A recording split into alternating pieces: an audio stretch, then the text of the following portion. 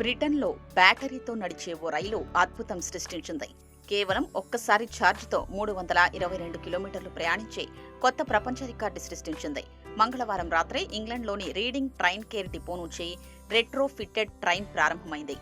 మొదటగా ఆ రైలు లండన్లోని పాడింగ్టన్ స్టేషన్కు చేరుకుంది. తర్వాత ఆక్స్ఫర్డ్ స్టేషన్ చేరుకోవడంతో ఆ ట్రైన్ 161 కిలోమీటర్లు ప్రయాణించింది.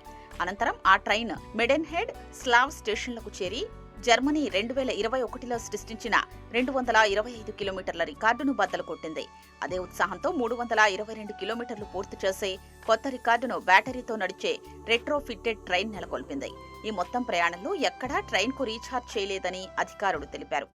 రెట్రో ఫిట్టెడ్ ట్రైన్ సాధించిన ఈ విజయం బ్రిటన్లోని రైల్వే రంగంలో అత్యంత కీలకమైనదని ఇంజనీరింగ్ డైరెక్టర్ సైమన్ గ్రీన్ తెలిపారు. భవిష్యత్తు రైళ్ల అభివృద్ధికి ఇది దోహదపడుతుందని చెప్పారు. ఈ ప్రయాణం పర్యావరణ హితమైనది, తక్కువ ఖర్చుతో కూడుకున్నదిగా వెల్లడించారు.